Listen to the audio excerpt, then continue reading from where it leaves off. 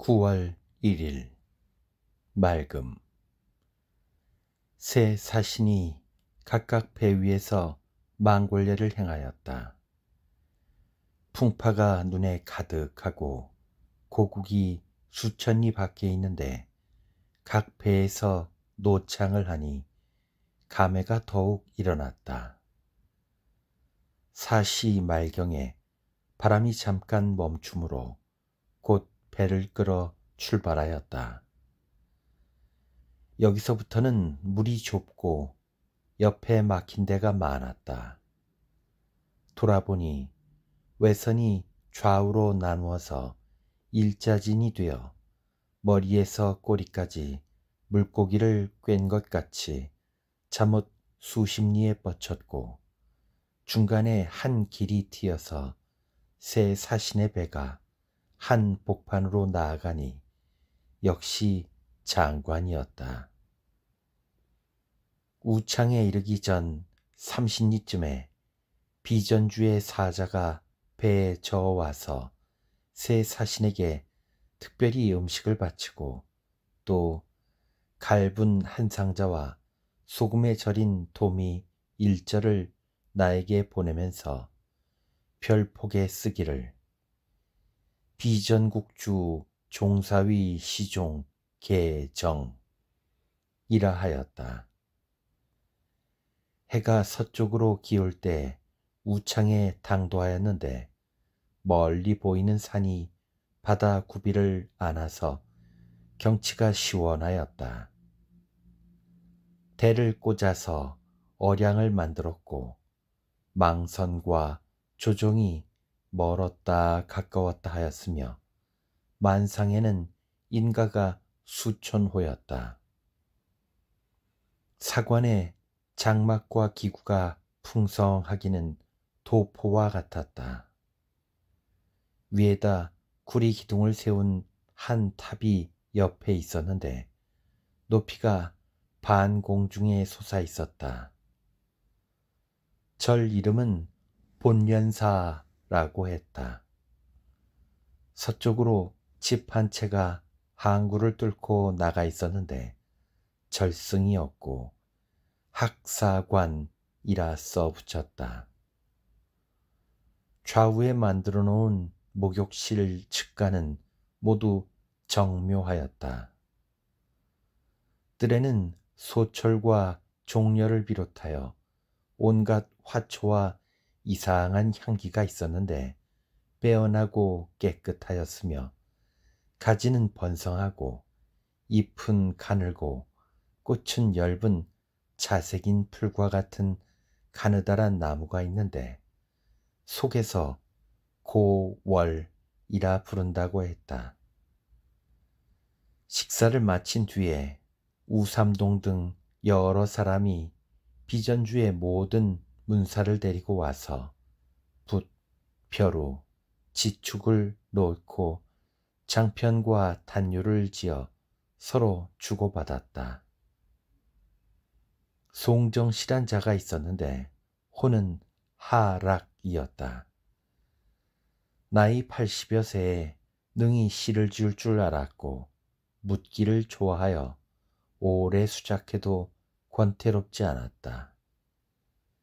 그가 말하기를 젊었을 때 강도에서 벼슬하여 국자 사업이 되었다가 늙어서 물러나 전원에 살고 있으며 시골을 모은 것이 매우 많다 하면서 나에게 서문을 청하였다. 화전성제란 자도 또한 박식하였고 학문을 부지런히 하였다. 각각 평소의 소회를 써서 나에게 보였다. 내가 여러 선비들에게 이르기를 이곳의 지명이 우저인데 뒷사람으로 하여금 다시 5장의 시를 전하게 할 수 있겠소? 하니 대답하기를 이곳의 명승이 옛날의 우저보다 못하지 않으니 공이 배를 타고 와서 청천 비야상 이란 글귀를 읊조린다면 좋기 천추에 전할 것입니다. 하였다. 그가 이태백의 시를 인용한 말이 심히 재치가 있었다. 밤이 깊어서야 헤어졌다. 다음날 아침에 여러 사람이 다시 와서 몇 장의 종이로 필담하면서 우리나라의 과거 제도와 내가 합격한 속과 대과가 어느 해에 시행되었고 무슨 시제이며 좌주의 성명이 누구인가를 묻기에 곧 써서 답해 주었다. 태수 원계정은 식봉이 35,000석이며 강산성을 통치하는데 여기서 100리의 거리라 했다. 우창즉사 6원절구 3수 7원율시 1수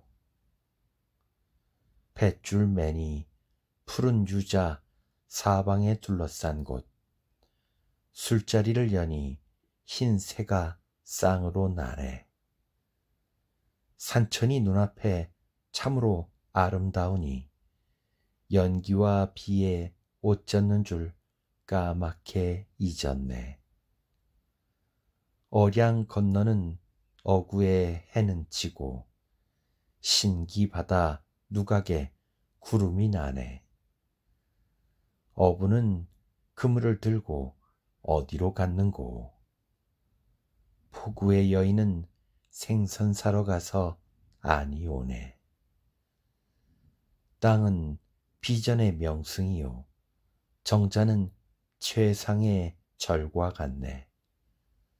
높은 자리에 너댓 손이 찼고 작은 나무에 두세 송이 꽃이로세. 물가에 푸른 귤나무를 참새가 쪼는데 외로운 배에서 멀리 보니 구름 연기가 슬프네.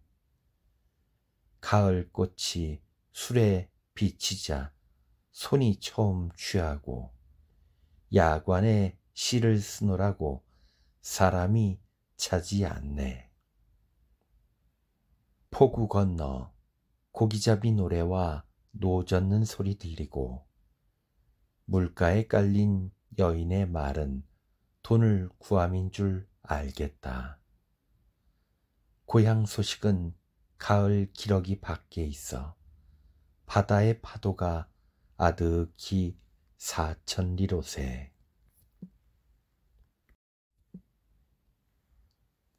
2일 맑음. 늦게 출발하여 조수를 타고 천천히 행하였다. 50리를 가서 북쪽을 바라보니 분첩이 눈과 같고 성의 지대가 바다에 뻗쳐 있었다. 수문이 달과 같이 걸려 있고 층층의 다락과 굽은 난간이 그 위에 어른어른하는 것이 곧 소창이나 남원의 등류였는데 구름 연기가 희미하게 가리어 있어서 그 앞을 스치고 지나가 그 아름다움을 자세히 볼 수가 없었다. 외인이 말하기를 여기는 적수성이라 하는데 땅은 파마주에 속하고 화천수가 주관한다 하였다. 신시에 실진에 정박하였는데 여기도 역시 파마주의 땅이다. 태수 원정방의 식봉은 15만석으로 희로성을 통치한다고 하였다. 봉행을 보내어 접대하였고 별도로 나에게 생선과 술을 보냈는데 신원 식부 대보라고 썼다. 관은 통창하고 화려하였는데 앞 포구에는 물이 넓고 산에는 구름과 노을이 끼어서 사방을 바라보니 기이하고 아름다움이 참못 객의 회포를 상쾌하게 하였다. 진의 모든 문인들이 자기들의 긴 편지와 짧은 율시를 우삼동에게 부탁하여 전달하였다. 그들은 아마 내가 앞으로는 더욱 여가가 없어서 수응할 조용한 기회를 얻을 길이 없을 줄 알고 먼저 이렇게 보내는 것이라고 여겨져 우스웠다. 밤에는 배 안에서 잤다. 3일 축시 초에 배를 출발시켰다. 여러 외인의 호행선은 큰 것 작은 것이 일천척에 가까웠고 각각 4~5개의 등불을 달아서 등불빛이 바다에 가득하였다.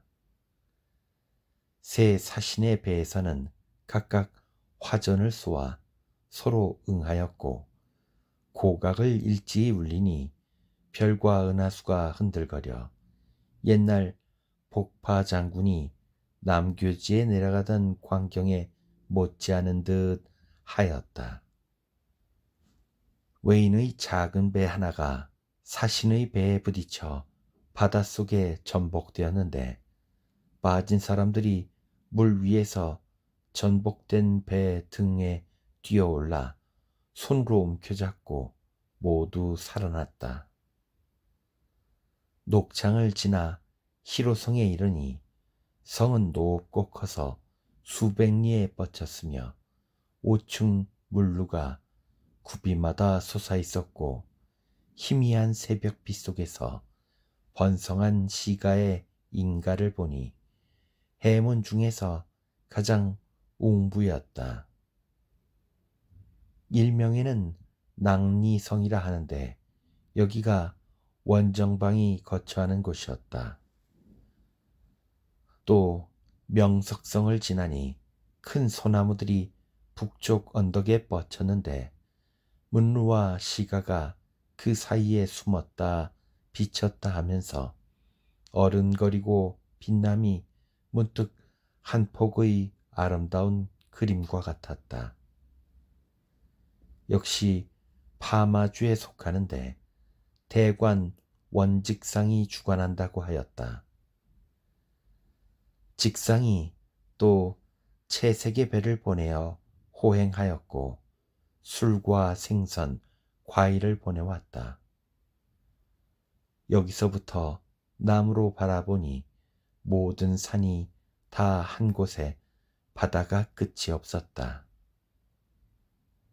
큰 배 한 척이 돛을 달고 왔는데 돛은 왕골자리요 난간과 장막은 검었는데 배의 제작이 괴이하여 여러 외선과는 달랐으나 사람들은 모두 외말을 하고 외옷을 입었다. 외인 통사가 가리키며 말하기를 대판에 와서 장사하는 6~5주 사람들입니다 하였다. 저물녘에 병고에 닿았다. 이 땅은 기내 섭진주에 속한다. 여기는 관백의 별장이 있는 곳으로서 배, 수레, 농촌의 세입이 다 공부로 들어가고 사신 행차의 공급도 또한 별장으로부터 판출된다. 송평원 강수 원충교가 관백의 명으로 와서 접대를 관리하였는데 술, 찬 등 모든 물건이 두루 일행에게 미치는 것은 명이 쓴 때문이었다. 지세가 넓고 편편하여 민가와 관이 들 가운데 벌려 있었다. 나는 번잡한 것이 심히 싫어서 관에 들지 아니하고 밤에 강자청과 함께 목판을 펴놓은 만상의 어느 곳에 나가서 악공으로 하여금 북을 치고 피리를 불게 하고 두 동자를 맞세워 춤을 추게 하니 여러 외인들이 구름처럼 모여들었다. 때때로 종이와 붓을 가지고 와서 글씨를 청하는 자가 있으므로 내가 혹 흥에 따라 써주기도 하였다. 우삼동 등 여러 사람이 와서 말하기를 내일은 대판성에 들어갈 것이므로 오늘 밤에 두 나라 사람이 바빠서 여가가 없을 것이나 이 성에서 온 몇 손이 군자를 진실로 고대하고 있으니 청컨대 아름다운 선물을 주소서 하여 나는 억지로 관에 이르러 여러 선비들과 필담을 나누고 시 몇 편을 짓고 자리를 파하였다. 좌중에서 나의 시인 차가운 조수 9월이다 보니 어룡이 일어나고 신선에 사는 천년의 봉황새 새끼를 길렀네 라는 구절을 부르는 자가 있었으나 그 소리가 괴이하여 들을 수 없었다. 또 글로 써서 보이기를 공의 시의 운전은 백설로 제가에 합하는 것 같습니다 하고 한번 웃고 배로 돌아와 잤다. 이경에 사신의 행차가 출발하여 노를 저어 일백리를 가서 이튿날 아침에 하구에 닿았다. 여기서부터는 바다가 다 되고 낭화강이 시작되었다. 4일 맑음 하구에서 점심을 먹었다. 여기는 모두 섭진의 땅이다. 땅이 넓고 시원하였으며 촌락이 잠옷 번성하였다. 앞산 기슭에 물을 둘러 섬이 된 곳마다에는 반드시 종옥이다 점포다 하는 민가가 있었는데 눈에 들어오는 동서의 울타리들이 바둑을 펴 놓은 것 같았다. 아름다운 나무와 대나무들이 서 있었고 갈대꽃, 갈대잎들이 가을을 맞아 더욱 기이하였다. 그 아래에 물가에 해오리와 학들이 날고 헤엄치니 눈에 보이는 것 모두가 강호의 낙이어서 창졸간의 풍파에 지친 나그네로 하여금 절로 바다 건너 삼철여리를 생각나게 하였다. 다행히 재난이 없이 평지를 밟아 가게 되니 사람마다 기뻐하는 기색이 보였다. 큰 강이 동으로 와서 바다에 들어오고 바다가 닿아자 물이 얕았는데 우리 배가 무거워서 댈 수 없었으므로 전례대로 우리 배를 포구 가운데 두고 일본의 다락배에 옮겨 탔다. 이에 이르자 여러 외인이 배를 가지고 왔는데 배의 제작이 찬란하고 교묘하였다. 배 위에는 층루를 세웠을 때 나무로 기와의 형상을 조각하여 푸른 칠을 하였고 지붕 이하는 전체가 검은색인데 미끄럽고 밝아서 사람의 얼굴을 비춰볼 수 있을 정도였고 추녀, 난간, 기둥은 황금을 입혔고 창과 문도 또한 그와 같아서 사람이 앉고 누우면 의복에 금빛이 빛났다. 붉은 비단으로 장막을 만들어 사면을 두르고 장막의 귀퉁이마다 큰 붉은 유소를 달아서 길이가 4~5척이나 되는데 봉황의 꼬리를 만들었다. 난간 위에는 붉은 발을 설치하였는데 가늘기가 실과 같았고 그 빛깔이 찬란하였으며 아래로 강물에서 한자쯤 위에까지 드리웠다. 배의 꼬리에는 색이 아롱진 끈이 한 발 남짓한 데다 황금방울 2개를 달아서 그 소리로써 배에 키를 돌리는 완급을 삼았다. 선복이 물에 잠기는 부분에도 또한 금색을 칠해서 금물결이 서로 그림자를 지어 일렁거렸다. 배마다 노 젓는 사람은 28명씩인데 붉은 옷, 누른 옷, 푸른 옷을 입었을 때 각각 다른 색으로 거북 무늬를 수놓았다.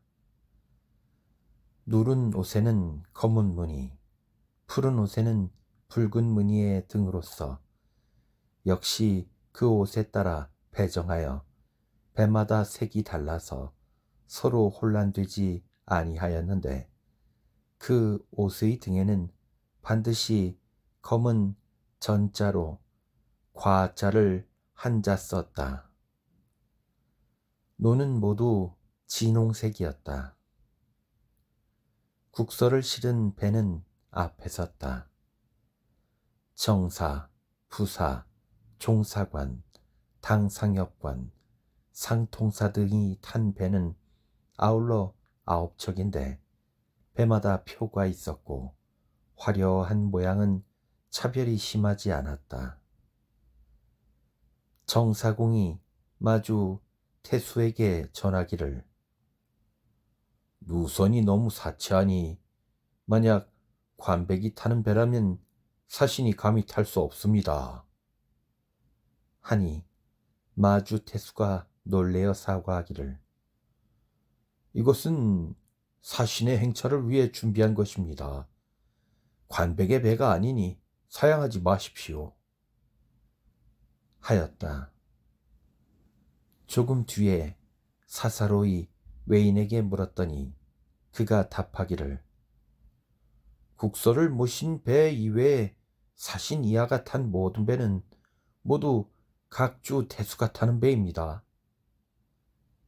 하였다. 식사를 마친 뒤에 곧 떠났는데 외관의 전례에 의해서 나는 국서를 실은 배에 먼저 타고 떠나고 세 사신은 차례로 뒤따랐다. 기둑, 절월, 고각을 실은 작은 각배는 대를 나누어 열을 지었다. 군관, 역관의 배는 또 그 다음에 떠났고 중관, 하관 및 행장 등 온갖 물건은 또 정묘한 채색배 수십 척에 나누어 실었다. 나와 같이 배를 탄 사람은 강진현감 최필번, 사자관 2사람과 소동 1명, 그리고 내가 데리고 간 김세만 악공 7~8명, 외인 금도 2사람, 통사 1사람이었고 타당, 술병, 찬, 침구 등속이 모두 갖추어져 있었다. 자리는 그림으로 선을 두른 금인석이었다. 국서를 모신 채색 가마는 정당에 두었다. 악공을 시켜 음악을 연주케 하니 거문고, 저, 비파, 북, 장고, 필률로 소리 느린 곡조를 하였고 노를 젓는 외인이 또 배따라기 소리를 하니 그 음성이 맑고 높아서 우리나라 불교의 수륙제의 작은 중이 축원을 높이 부르는 소리와 같아서 또한 참못 상쾌하였다. 하관에서 대판까지는 30리인데 강물이 혹은 넓고 혹은 좁으면서 길이가 한두 장에 불과하였다. 배는 크고 가벼워서 중류에서 천천히 움직여 거침없이 떠내려갔다. 양쪽 언덕에는 깎은 듯이 돌을 쌓아 제방을 만들었다. 물이 동서에서 흘러들어와 연못이 되고 회수가 된 것이 매우 많고 지류의 큰 것은 따로 호수가 되어 흰 비단띠처럼 마을을 안았다가 다시 돌아 나왔는데 곳곳에 그림 난간에 무지개 다리를 설치하였다. 교각이 혹 수십 척인데 배가 비늘처럼 있다 다리 밑으로 나와 왕래가 끊이지 않았다. 다리의 높이가 이와 같으니 그 길이를 알 수 있었다. 언덕 위 산기슭은 빙 둘러 있어서 높기도 하고 낮기도 하였는데 그것에 만들어 놓은 층층의 집과 날개 같은 정자가 구름과 해에 빛났다. 모든 집의 담과 벽이 다 화려한 채색이었고 묵혀둔 땅은 한 조각도 없었다. 낮고 습기가 있어서 거처할 수 없는 곳에는 푸른 잔디로 금빛 언덕을 만들어서 침도 뱉을 수 없을 정도로 깨끗하였다. 그 가운데 돌을 깎아 터를 만들어서 날아갈 듯한 지붕들이 물에 다다랐다. 뜰이나 우물가에는 노송, 추해당과 여러 가지 기이한 화초를 심어서 깃발이나 일산과 같고 용이 석인 듯 봉황새가 나는 듯 하였다. 위에다 구화장, 오색 등을 설치한 것은 모두 각주 태수의 별장이었다. 아래 수문에는 목책을 설치하여 황금선을 감추어 두었는데 사신 일행을 태운 배와 같은 것이 셀 수 없을 만큼 많았다. 이것 역시 여러 귀인 호걸들이 연회하고 놀이하는 집이었다. 크고 작은 강을 끼고 해안에 있는 고기잡이배, 장삿배가 머리와 꼬리를 꿰인 듯하여 천장이 넘어 보였다. 관광하는 남녀들이 양쪽에 담처럼 늘어섰는데 대저 모두 비단옷을 입었다. 여자는 검은 머리에 기름을 바르고 꽃잠, 대모빗을 꽂고 연지와 분을 바르고 붉고 푸른 채색 그림의 긴 옷을 입고 보배띠로 허리를 묶었는데 허리는 가늘고 길어서 바라보면 불화와 같았다. 수려한 동남은 그 복색과 단장이 여자보다도 더욱 예뻤다. 나이 8세 이상만 되면 보백칼을 왼쪽 옷깃에 꽂지 아니한 자가 없었고 강보에 쌓인 어린아이들도 모두 주옥을 감고서 혹은 무릎에 안겨있고 혹은 등에 엎여 있었는데 그 형상이 일천 수풀에 붉고 푸르고 누런 1만 꽃송이가 있는 것과 같았다. 그들의 앉은 자리가 가까운 자는 먼저 강 좌우에 되어 있는 배를 차지하여 자리를 연달아 펴서 옷깃이 서로 연하였고 배가 다 되어서는 언덕에 미쳤고 언덕이 다 되어서는 인가의 담과 다리의 난간에 미쳤는데 혹은 자리를 혹은 풀을 혹은 화려한 자리 비단 장막을 깔고 앉기도 하였고 술, 차밥, 마실 것 등 여러 가지 음식물을 준비하고 있었다. 들으니 그 자리는 각각 주인이 있어 미리 돈을 주고 빌린 것인데 한 사람이 앉을 자리의 세는 은 2전으로서 자리에 멀고 가까운 것, 좋고 나쁜 것에 따라 차이가 있다고 하였다. 때때로 어린애의 울음소리와 여자의 웃음소리가 들렸는데 웃을 때에는 반드시 그림 무늬의 손수건으로 입을 가렸고 구슬을 굴리는 듯한 작은 웃음소리가 새소리와 같았다. 그 밖에는 한 사람도 자리에서 나오거나 길을 범하거나 떠들거나 하는 자가 없었다. 사람에게 내리쬐므로 혹은 채색 수건으로 머리를 덮기도 하고 혹은 희고 둥근 입자를 쓰고 있었다. 모두 두 무릎을 꿇고 고요히 앉기도 하고 멀리 서기도 하여 바라보는데 각각 지형을 따라 고조 종횡이 되었다.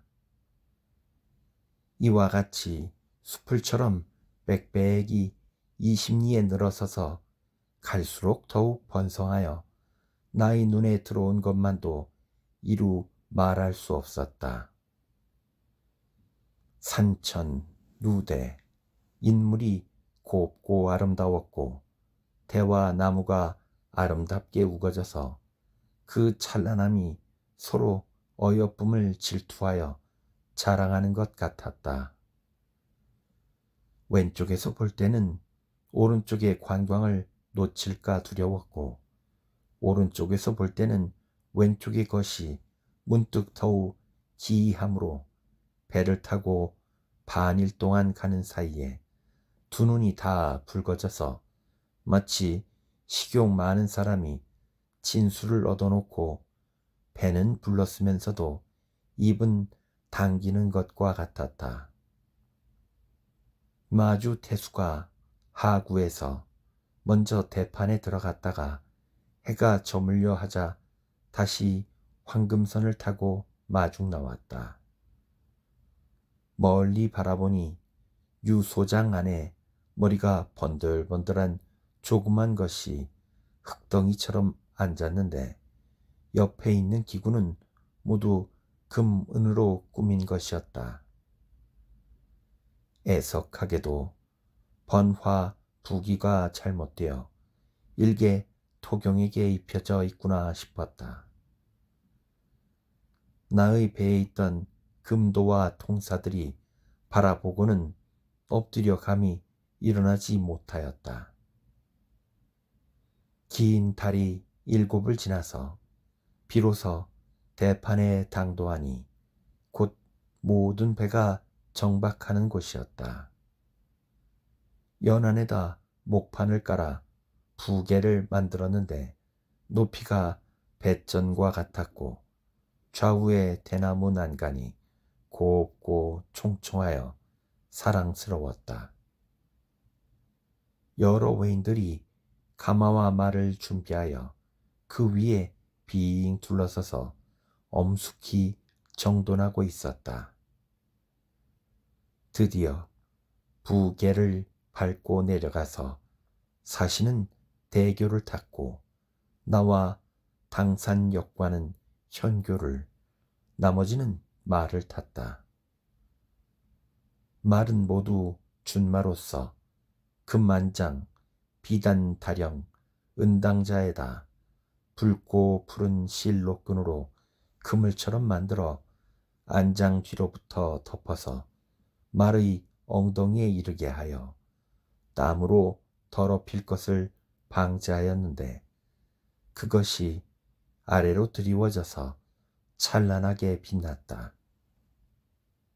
쌍견배와 짐을 메고 따르는 자는 사신 행차의 상관, 중관, 하관의 높고 낮음을 따라서 많기도 하고 적기도 하였는데 적어도 대6명 이하로는 내려가지 않았다. 일시에 국서를 받들고 음악을 울리며 나아갔다. 6, 7리쯤 가서 관에 이르렀는데 그 사이에 있는 길 양쪽의 장랑이 층계집 아닌 것이 없었으며 이것은 백화의 점포였다. 구경하는 사람이 길을 가득 메웠고 화려함이 강 언덕을 볼 때마다 배나 눈이 부셨다. 이에 이르러 정신이 또 현란하여 몇 거리와 시가를 지나갔는지 알 수가 없었다.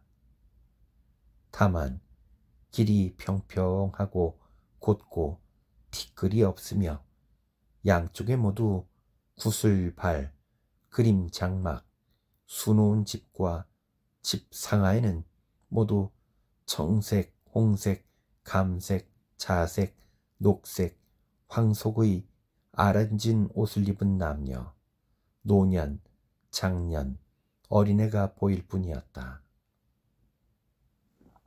사신행차가 서본원사의 관을 정하였는데 이 절은 대판 모든 절 중에 가장 굉장하고 화려한 것으로 천여 칸이나 되었다.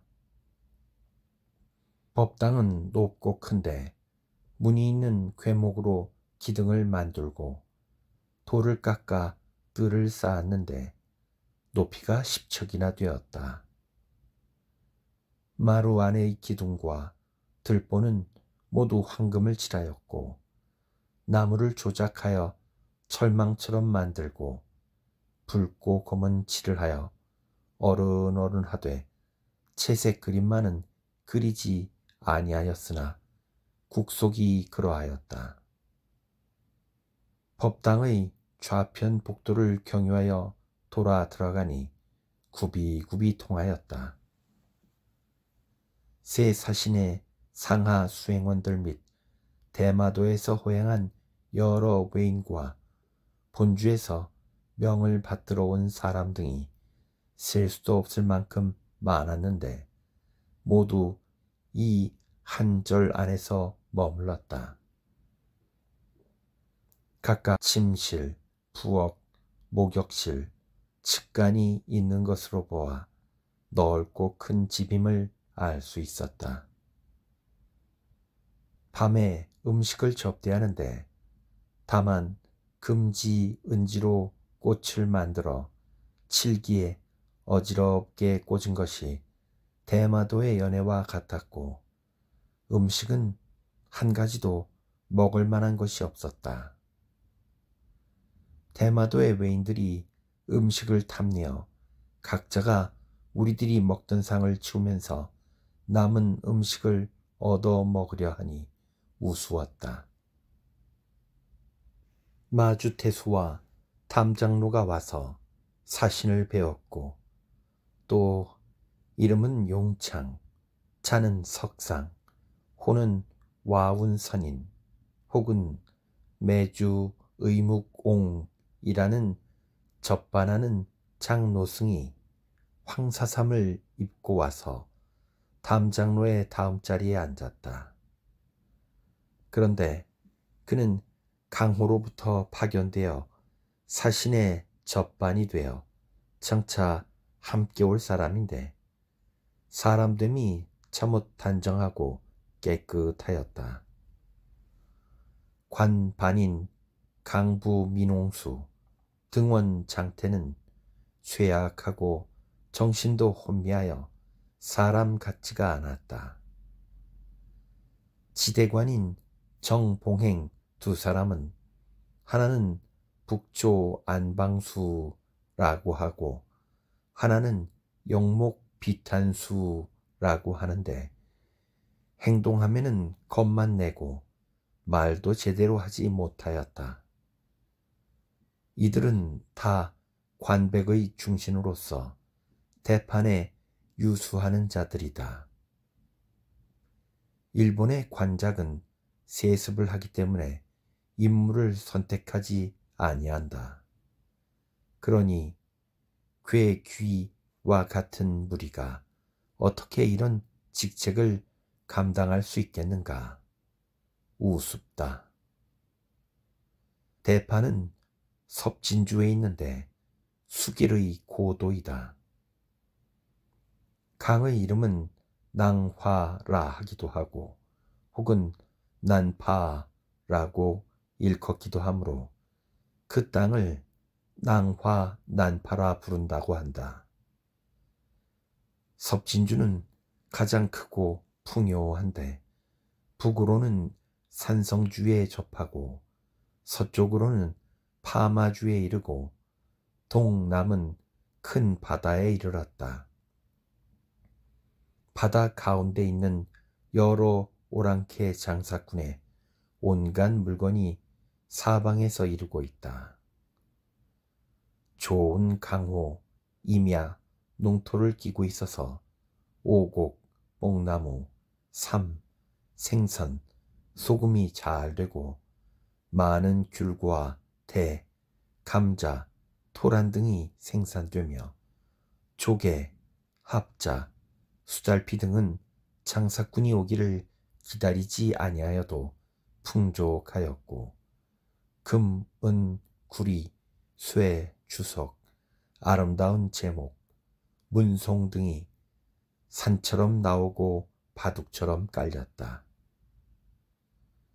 수길이 대판에 살면서 싸움을 극도로 즐기고 재물을 탐하여 백성의 고열을 긁어다가 저의 사치로운 욕심을 채웠으므로 정원의 초목에도 금을 모방하고 금을 산포한 구경거리가 있었고 봉공국 여러 주장들이 모이는 곳에는 동산, 가옥, 배, 수레 등 놀이의 즐거움을 만들어 다투어 사치하고 화려한 것을 서로 숭상하여 강물을 끌어 연못을 만들어 굽이굽이 돌아 앉게 하였고 돌을 깎아 언덕을 만들어 술병, 병풍, 경대 등 갖가지 형상과 같이 하였고 그 위에는 다리를 설치하여 왕래하였고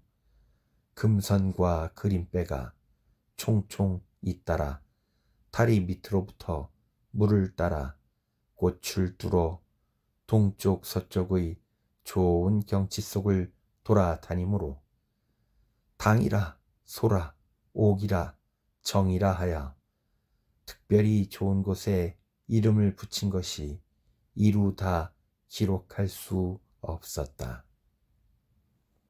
다리는 200여리요 절은 300여나 되고 공후에 좋은 집들은 또 그것의 배나 되고 서민, 농업, 공업, 상업 등의 부호의 집들이 또 천이나 만으로 헤아린다. 천왕의 아들로 중이 된 자 중에 월법 진왕, 정각 진왕, 흥복 진왕이라 칭하는 자들이 있는데 그들이 거처하는 궁원은 곧 33천의 꽃 피오는 불전과 같았다. 석가원의 대승정, 내시인, 법인, 자운, 황벽, 화상 등은 모두 보관 정사가 있는데 주패로 꾸몄으며 이름난 꽃, 기이한 풀을 심은 것이 모두 주의 귀인들이 것과 같았다. 그 중에 서림, 서옥이 있어 유지헌, 옥수당이라 불렀는데 고금의 백가서적을 저장하고 출판 판매하여 다시 사들여 쌓아두었고 중국의 책과 우리나라 여러 선현의 전술한 글들이 없는 것이 없었다. 술집에서는 상매, 인동, 복분, 제백 등의 술이 가장 유명한데 그 색깔이 붉고 푸르며 영주는 눈과 같고 연주는 비단 빛깔 같고 마양은 옥 빛깔 같았는데 다 특수한 품질이었다. 화원에는 수사행, 수사해당, 정동, 목필화, 옥잠화, 자연화, 자등화, 수선화, 사시매, 백모란, 안내홍 등의 이름을 가진 꽃이 있었고 국화의 종류도 심이 많았는데 어애황, 불두백 두 종류가 더욱 아름다웠다. 약국에는 지보단, 화중산, 통성산 등의 여러 가지 약을 갖추고는 문에다 간판을 붙이고 또는 금패를 길에다 만들어 세워 사러 오는 사람에게 알렸다. 기생들이 거주하는 노화정이라는 거리는 10여리나 되는데 비단, 향사, 붉은 주렴, 그림 장막을 설치하였고 여자는 국색이 많았는데 명품을 설치하여 아름다운 얼굴을 자랑하여 애교를 파는데 하룻밤에 백금의 값을 요구하기도 하였다. 외인의 풍속이 음란을 좋아하고 예쁜 것을 숭상하여 남녀가 모두 비단옷을 입었다. 그를 직업으로 하는 자는 더러 학식이 많고 문장을 지을 줄 알아서 군국에 나가 놀면서 제후의 객이라 불린다. 의술과 칼쓰기도 배워서 녹을 먹는 자가 가장 많다. 혹은 유도를 배워서 몸을 나는 것처럼 하고 치고 찌르는 것을 겸하여 불의에 남을 습격하니 병가에서 중히 여긴다. 다른 백공의 기교와 자파의 거강꾼이 온 나라에 퍼져 있으며 또 바다 섬의 모든 오랑캐와 교통한다. 이런 번화하고 풍부함과 시원하고 기이한 경치가 천화의 으뜸이라 할 수 있다는 것이 옛 글에 기록된 바 개빈 화사의 나라로 이보다 더할 수는 없을 것이다. 가강이 강호로 도읍을 옮기면서부터는 섭진주를 산분하여 그 이분으로서 자기의 탕목읍으로 삼았는데 대파는 구도의 일부분의 땅이다. 나라 사람들은 강호를 동도라 부르고 대판을 남도라 부른다고 한다. 봉행 두 사람의 대리가 세입을 맡았는데 3보가 1간이요 60간이 1정이 되고 30정이 1여가 된다고 한다. 이 여에 한 사람의 주관을 두어 이문을 만들어 도적을 금하고 화제를 방비케 함이 심히 엄하였다. 백성들은 세 가지의 세를 바치니 각각 몸, 토지 및 집에 대한 것으로서 조용조의 법과 같아 털끌만큼도 빠뜨리지 아니하였다. 그러므로 해마다 금, 은, 돈 여러 거만을 받아서 궁실, 원유, 피지를 수리하여 강호보다도 풍부하였다. 진장을 파견하여 지킨 지 3년마다 교대하고 가까운 주의 태수 3인으로 하여금 3문을 분장하여 번갈아 숙직하게 하며 금, 은, 철포, 칼, 병기를 저장하여 방어와 전쟁의 준비를 하고 이 예주의 태수가 섭진주의 일을 겸하여 주관한다.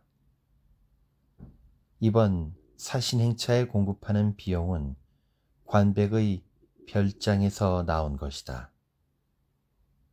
대판에 머무는 5일 동안 서생 10여 명과 늦은 밤중까지 시간을 함께 보내면서 동자로 하여금 먹을 갈아놓고 기다리게 하여 날마다 겨를이 없었다. 그 사람들이 와서는 각기 성명, 자, 호를 써서 뒤섞어 드리는 것이 눈에 회귀한 것이 많고 그들이 지은 시도 치졸하여 읽을 수 없었다. 강약수와 진안명 등 두 사람의 시는 약간 운치가 있었다. 한 동자는 나이 14세에 얼굴이 그림과 같았는데 종이와 붓을 들고 앞에 나와 필담을 하는데 시를 순식간에 써내었다. 성명은 수족 안방이라 하고 집은 사천리 밖 북육도에 있으며 그 아버지 병산이란 자와 함께 왔다 하였는데 사신의 관에 재주를 보이려 온 것이었다. 내가 그의 머리를 어루만지며 신동이라고 하자 그 부친이 크게 기뻐하여 자, 호를 지어주기를 청하였다. 내가 이르기를 수족시란 예기에 있는 넓은 못이란 뜻에 해당하니 호를 박연이라 하고 안방이란 발로 대도를 밟는다는 상이 있으니 자는 사립으로 하는 것이 좋겠다 하고 따로 글을 써서 주니 두 부자가 머리를 조아리며 살이하였다. 이에 이르러 다나한 동자들이 매우 많이 찾아왔다. 남명이 또한 나이 15세 된 그의 종제를 데리고 와서 절을 시켰는데 얼굴이 곱기가 여자와 같고 제주도 또한 볼만하였다. 나는 그들에게 일일이 시를 지어주고 또 권장하고 교훈하는 말을 써주어 간절히 뜻을 표시하니 여러 사람이 각각 글로 써서 보이며 말하기를 들으니 예전 대명시대에 장영이 귀국의 사신으로 갔을 때 귀국의 문학 제사들이 많이 그의 권장함과 칭찬함을 받아서 이름이 드러났다 하더니 학사는 오늘날의 장천사입니다 하였다. 삼택증명이란 자가 천남현의 문학으로 관반을 따라와 먼저 수백 자나 되는 편지를 보냈는데 문장이 활발하여 외중에 거벽이라 할 수 있었다. 조금 있다가 앞에 와서 서로 읍하고 가지고 온 평수집 2억 원을 내어 보이며 말하기를 우리 집 아버지와 할아버지가 대대로 하한으로 벼슬을 하여 을미년 이후 4번이나 섭진의 관에서 사신을 겪었습니다. 나도 다행히 문자를 조금 알고 있어서 아우 무충과 함께 10여 년에 왔던 사신 여러분의 후한 보살핌을 입었습니다. 그리하여 전후에 수작하고 화답하던 시문을 한자도 빠뜨리지 아니하고 써서 평수집이라 이름을 붙여 지금 각본하여 후인에게 전하려 하니 서문을 지어주시기를 청합니다 하였다. 내가 보니 그 책 속에 기록된 것이 구적과 가화가 많으므로 기꺼이 서문을 지어주었다. 성여필은 그의 백부인 취허의 시와 문이 들어있는 것을 보고 감개무량하여 회포를 소술하여 발문을 지어주었다.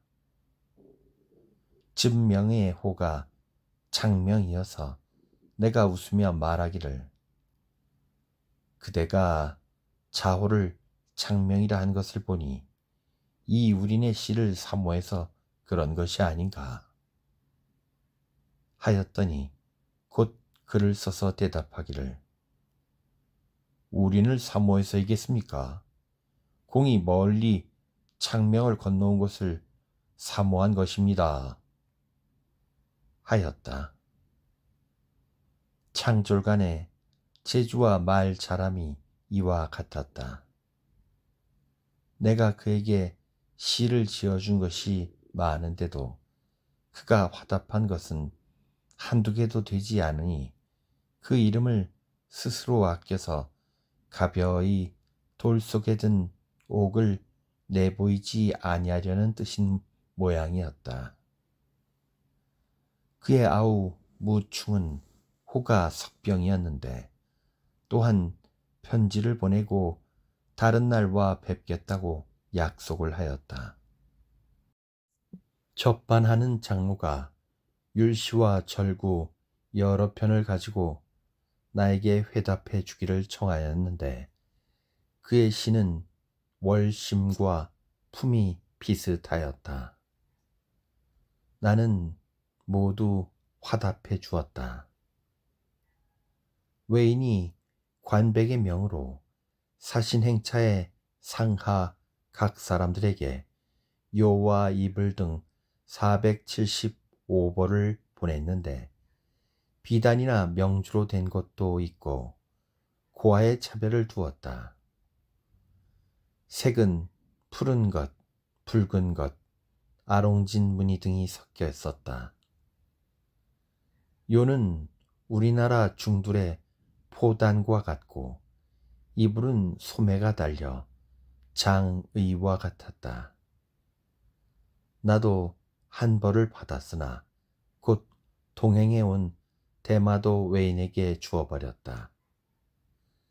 그것은 내가 쓰지 않겠다는 의사를 표시한 것이다. 대판에서는 그를 청하는 자가 다른 곳보다 배나 많아서 혹은 닭이 울도록 자지 못했고 음식을 놓고도 입에 넣었던 것을 토할 정도로 분주했다. 수응의 괴로움이 이와 같았다. 그런데도 오히려 대마도 외인이 막아서 들어오지 못한 자가 있었다고 한다. 그것은 사신의 관이 깊고 엄중하여 소위 찾아온 서생이 만약 초라하고 낮은 평민의 무리라면 법에서 금지하였기 때문이다. 통역을 해주거나 금령을 주관하는 것도 고난이 대마도에 있었으므로 전부터 대마도 외인이 중간에 조정하여 뇌물을 요구하는 폐단이 있었다고 하는데 구체적인 것은 알 수 없었다. 9일 아침에는 개고 저녁에는 비가 내렸다. 담장로는 선의를 보내어 문안하고 국화 한 분과 제백주 한 항아리를 보내왔으며 와운 장로는 다시 시를 보내어 화답하기를 청하였다. 억지로 마시어 취하기에 이르렀다. 답시를 지어주고 선의와 더불어 불교에 관한 것을 필담하다가 곧 이어 말하기를 오늘이 중구 명절이 아닌가? 7척의 몸을 배에 싣고 험한 바다 천리로 왔는데 동으로 강호를 바라보며 아직도 1400여리가 남았다오. 낭화의 명승이 비록 천하의 제일이라 하나 또한 국금에 의하여 겹겹의 문에 갇혀 있어 감히 해랑을 가지고 모든 절과 누각을 두루 구경하지 못하니 이 역의 풍경이 다만 사람의 마음에 슬픔을 더할 뿐이었소. 그랬는데 선사가 선물을 보내 황화 백주가 독림에 아름다운 일을 지었으니 감사하기 그지없소. 하니 선의가 크게 웃으며 말하기를, 마땅히 돌아가서 장로에게 말씀드리겠습니다 하였다. 시를 화답할 빚이 많아서 수용하기에 바쁘다 보니 아름다운 글귀가 없는 것이 괴로웠다. 우삼동 등 여러 사람은 먼저 외경으로 갔고 사신의 행차도 또한 내일 출발하게 되어서 행장을 맡은 외인들이 분주히 짐을 꾸리고 있었다.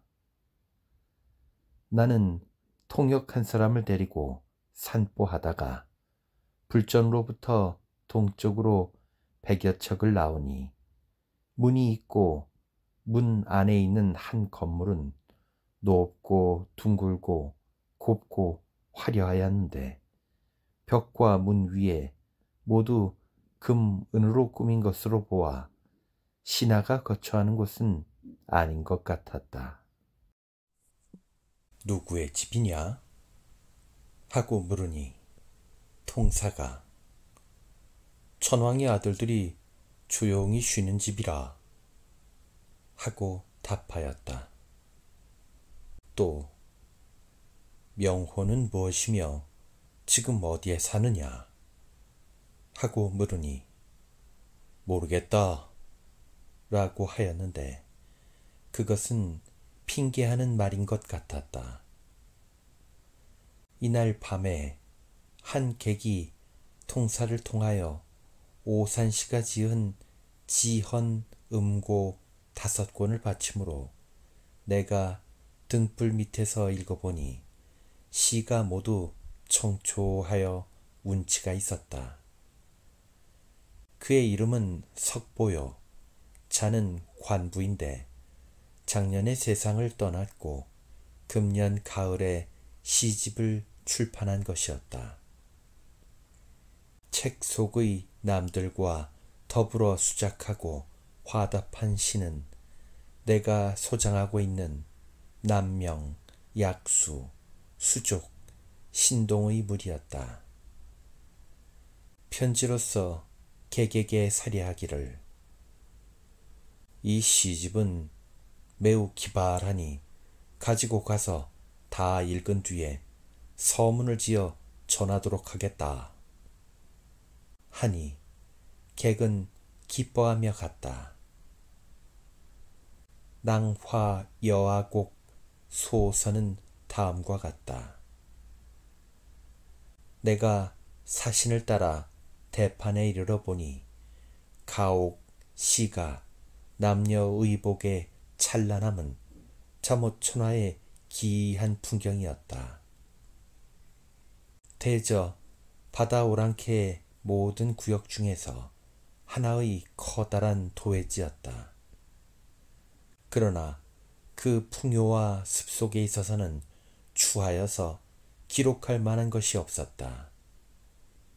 간간히 관에 있는 통역의 말을 들어서 소위 총루 기생들의 외설한 모든 형상을 알아보니 심히 추하여 입에 담을 수가 없었다. 그러나 예로부터 정욕의 근원은 남녀보다 깊은 것이 없으므로 향기로운 골방 속의 어여쁜 웃음이 거리의 민요가 되어 바람처럼 움직이고 불처럼 달려서 사지로 말 달리듯 한다. 그러므로 성왕의 정치 교화는 있는 것은 예를 만들어 백성을 감화시켜 금수에 이르지 않게 하기 위한 것이다. 그렇지 않다면 중국에서도 정풍과 위풍이 있었는데 먼 만리박 해복의 지방에서 이무기 창자의 새 말을 지적이고 형제가 한 여인을 데리고 살고 남녀가 목욕을 함께하는 자들을 어찌 논할 수 있겠는가? 공자가 나라를 위한 교화에 말씀하시기를 정성을 멀리하라 하셨으니 시경을 편찬할 때에는 정풍과 위풍을 채택하여 후세의 경계로 삼았다.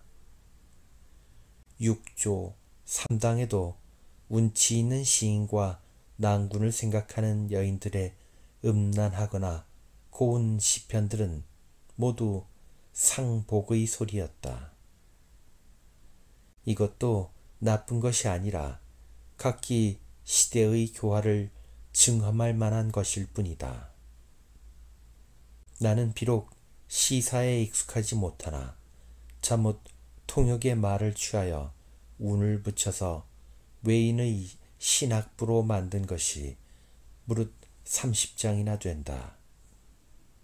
이것은 다른 날 돌아가 조정에 고하여 풍요를 수집하는 군자로 하여금 이것을 참고할 수 있게 하기 위한 것이다.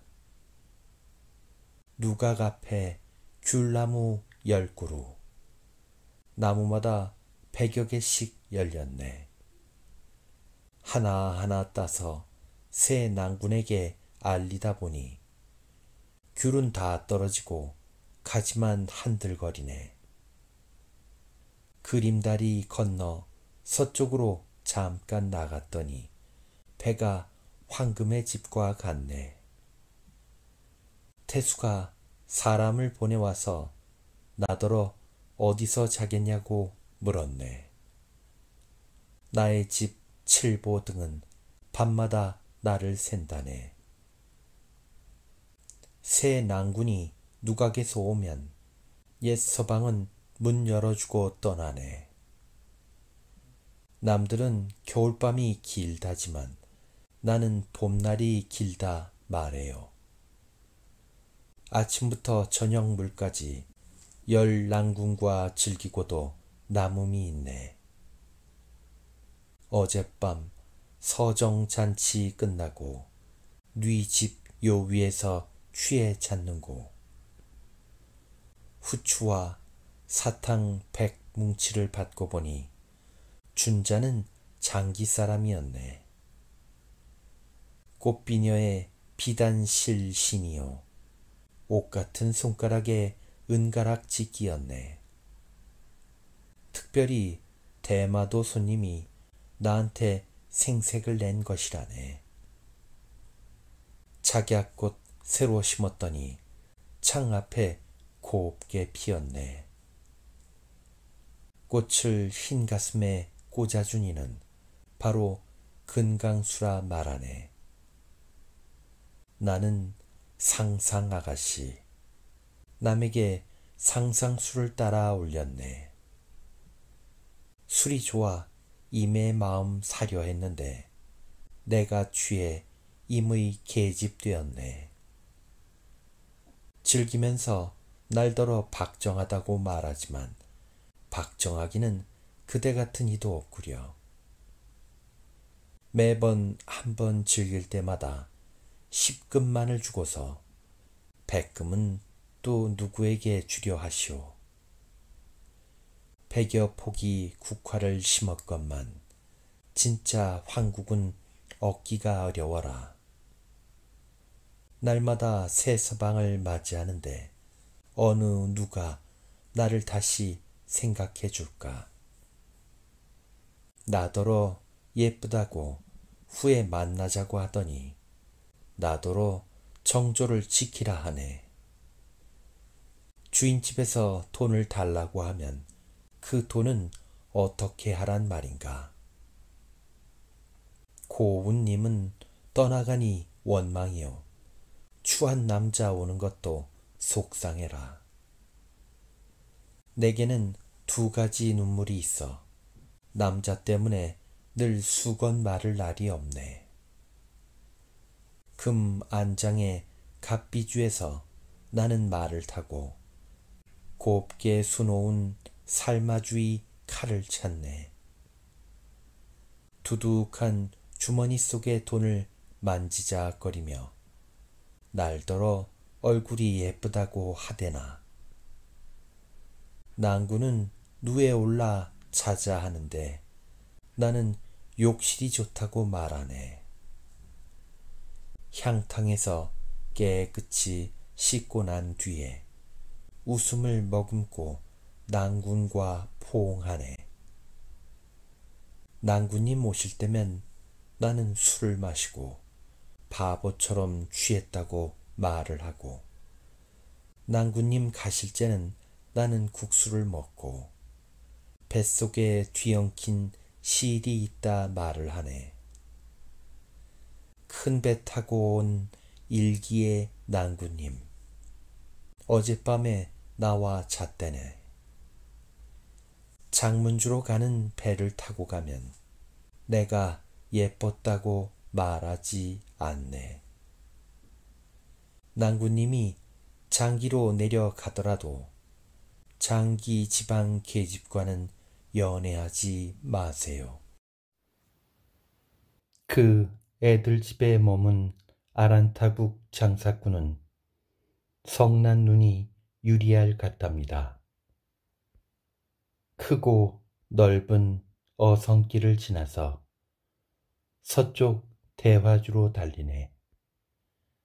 대화주의 모든 공짜들은 오기만 하면 내 집에서 잔다네. 살구꽃 볼 수양버들 허리에 유황 옷이 반이나 벗겨졌네. 낭군님 와서 귀 밑에 빗을 흔들며 소자의 이름을 연달아 부르네. 화자의 볼기는 눈인 듯 싶고 야자의 뺨은 연꽃만 같네. 기생 중에 이 두 자매는 모은 돈이 높은 누대가 되었다네. 홍교가 200여 개인데 그림배는 몇천 개나 되는지. 다만 배 안의 사람들이 모두 나를 예쁘다 말을 하네. 나는 낭화성에 살아도 낭화시가를 보지 못했네. 무엇하러 상자 속에다 소주 항주의 비단을 쌓아두는가. 차라리 팔장도의 딸이 될지언정 살마주 낭군에겐 시집가지 말아요. 낭군의 뜻을 한번 거스르면 푸른 피가 침상에 가득 흐른다오. 객이 동무되어 왔다 하기에 동무는 어떻던고 하고 물어보았네. 창루의 여러 협객들이 매번 낭화의 미인들만 생각한다네. 발을 걷어 거리를 굽어보고 붉은 귤을 멀리 던지네. 소년이 주워와서는 원앙 비단으로 내게 갚네. 낭군의 머리는 푸르기가 오이 같고 나의 이빨은 희기가 박속 같네. 박이 나서 오이덩쿨 안으면 어디엔들 얽히지 아니하리. 낭군님은 내 머리가 향기롭다 말하고 나는 낭군님의 눈이 아름답다 말하네. 들에 핀 동백꽃은 날 사랑하는 낭군님의 뜻을 아는 게로다. 괴롭고도 괴롭도다. 무엇이 좋은지를 도무지 모르겠네. 치아에 검은 칠한 동쪽 집 아낙네는 늙은 장사꾼에게 시집을 갔다네. 어쩌면 그리도 선명할까. 낭군님 품속에 있는 그림을 펼쳤네. 낭군은 좋아라고 부끄러워할 줄 모르고 그림과 비교하면서 즐긴다네. 천금 재산을 모으려 하지 말고 나의 100년 사랑을 사세요. 풍신시의 옛 궁전에도 들풀이 돋아 미인을 묻었다오. 일본의 풍속이 음란함을 좋아한다. 내가 이미 청루 남녀에 대한 시를 지었는데 또 남창의 요망스럽고 아리따움이 여자보다 더 곱고 그 풍속이 음황을 탐하고 그것에 빠지는 것이 여자보다도 배나 더하였다. 나이 13, 14에서 28세가 된 미남자들이 향기나는 기름을 머리에 발라서 감아 윤택한 것이 오칠한 것과 같게 하고 눈썹을 그리고 분을 바르고 온갖 채색으로 그림을 그린 옷을 입고 부채를 안고서 있는 것은 참으로 일종의 아름다운 꽃이었다. 왕궁 귀인으로부터 부상 대호에 이르기까지 재물을 아끼지 않고 그들을 기르지 않은 이가 없어 낮과 밤으로 함께 출입하여 서로 따르게 한다. 심지어 질투로 사람을 죽이는 자가 있기까지 하니 풍속의 해괴함이 이와 같았다. 이것은 정욕 중에도 특이한 경지로서 정위의 세상에서도 듣지 못하던 것이니 한나라 애제가 동현에게 하던 짓을 역사에 나무란 것이 곧 이것이던가. 나는 다시 통역의 말을 취하여 신사 10장을 지어서 앞의 시편과 함께 전한다. 청루의 경우는 계집이 사내를 도모한 것이요 남창의 경우는 어른이 소년을 사모한 것이니 역시 그들의 본정이다. 남경의 그림 비단, 조선의 모시. 그림 박은 경대가 8촌이 넘네. 청루에 가서 춘색을 취하지 않고 그대의 눈썹과 볼에 비추어 그대 옷을 짓네. 삼중일조에는 사탕과 과실이요 푸른색 자기 잔에는 술이 담겼네. 취해서 삼랑을 부여잡고 꽃 밑에서 하는 말. 내 모습이 거울 속 복숭아와 비교되나요?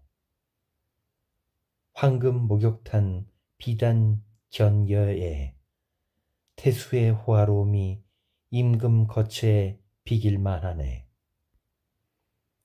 해 저물어 돌아와 춘흥이 가득할제 눈과 같은 외동자가 귀밑털을 새로 빗질했네.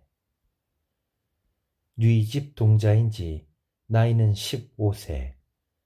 수양처럼 눈썹 가늘고 까마귀 같은 모발 걷어 올렸네. 다소간 포구에 있는 황금선의 손에게 일시에 머리 돌려 가는 눈으로 추파 보내네. 구슬발 비단 장막 유구 자리로 그대를 가장 좋은 집에 고이 간직하네. 허리에 찬 석자 되는 칼로 미친 나비 봄꽃에 가까이 못하게 한다네. 연꽃이 뺨이 되고 하얀 달이 살결된 듯 웃음 머금은 새 사람을 죽어도 사양하지 않으리. 마침내 이 밤에 그대와 가약을 맺을 수는 없겠으나 어찌하면 100년 동안 아름다운 자태를 보장할꼬. 기생집엔 봄빛이 도로 무료하고 보야 향도 문득 쓸쓸해졌네. 천금으로 보검을 사다가 어여쁜 동자 허리춤에 묶어 주었네. 누각 앞에 주렁주렁 금빛 귤이 향기로운데 비단 옷에 은동자 어느 고을 사내인가. 채찍을 멈추고 춘춘과 촌우는 묻지도 않고 예쁜 동자 지목하며 애태워하네. 계림의 사신이 하늘에서 내려오니 찬란한 의관이 신선과 같네. 너에게 권하노니 수중의 부채를 뽑아 자리 앞에 꿇어앉아 시를 부탁하려무나. 상매주가 있고 은어가 자랐기에 너를 데리고 물결 따라 비단 뱃줄 풀었네. 가을빛이 거울 위에 뜬 걸 보니 푸른 적삼 붉은 녹이 바로 연꽃일세.